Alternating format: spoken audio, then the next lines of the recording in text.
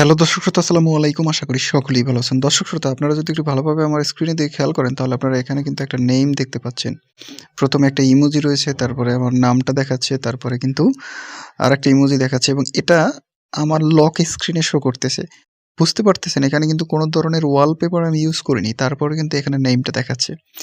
এই ইন্টারেস্টিং সেটিংসটা কিভাবে আমি সেট করলাম, এটা আজকের ভিডিওর মাধ্যমে আপনাদেরকে দেখাবো দর্শক শ্রোতা। যেকোনো স্মার্টফোন ইউজার যদি এটাকে ইউজ করে তাহলে কিন্তু তার ফোন চুরি হয়ে গেলেও সহজে শনাক্ত করতে পারবে এবং দ্বিতীয়ত দর্শক শ্রোতা, জিনিসটা অন্যরকম একটা কুল ভাইব দেখাবে। যে কারো হাতে গেলেই সবাই কিন্তু আপনাকে অ্যান্ড্রয়েডের বস বলতে বাধ্য হবে যে, "ভাই কিভাবে করলি এটা? আমাকে শিখিয়ে দে।" তো দর্শক শ্রোতা, কি করব, এখন আমি আমার মোবাইল ফোনটাকে লক দিয়ে ওপেন করে নেব। আমি আমার মোবাইল ফোনটার যে স্ক্রিন লকটা আছে সেটা দিয়ে ওপেন করে নিলাম। তো যখন ফাইনালি ওপেন হয়ে গেল, তারপরে কি করতে হবে, আপনাদের মোবাইল ফোন থেকে সবাই কি সেটিংসে চলে যেতে হবে।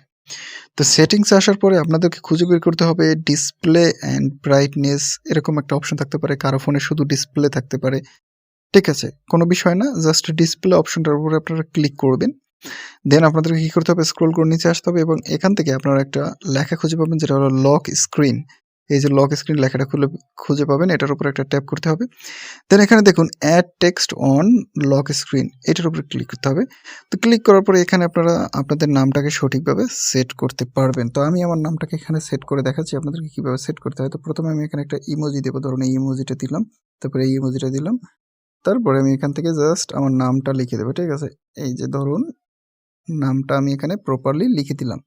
চাইলে আপনারা এখানে বড় হাতের অক্ষরে লিখতে পারেন, ছোট হাতের অক্ষরে লিখতে পারেন, তবে আমি আমার অক্ষরে এখানে কিন্তু সব কিছু ইউজ করেছি, যার কারণে এটা অন্যরকম একটা কুল ভাইব দেখাচ্ছে। তো এরপরে আমি কি করবো, এখান থেকে একটা সেভ ক্লিক করব। তো মোটামুটি আমার এটা কিন্তু সেভ হয়ে গেছে। এবার আমি যদি আমার স্ক্রিনটাকে লক করি তাহলে কিন্তু আপনারা এই জিনিসটা দেখতে পারবেন। তো আমি আমার স্ক্রিনটাকে লক করে দিচ্ছি।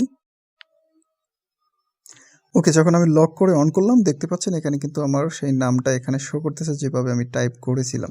এইভাবে আপনারা আপনাদের মোবাইল ফোনে কিন্তু সহজেই এইভাবে আপনাদের নামটা লিখে নিতে পারেন, তাহলে কিন্তু সবাই আপনাকে অ্যান্ড্রয়েডের বস বলতে বাধ্য হবে। অসাধারণ একটা সেটিংস। দর্শক শ্রোতা, কেমন লাগলো ভিডিওটা অবশ্যই কমেন্টের মাধ্যমে জানাবেন।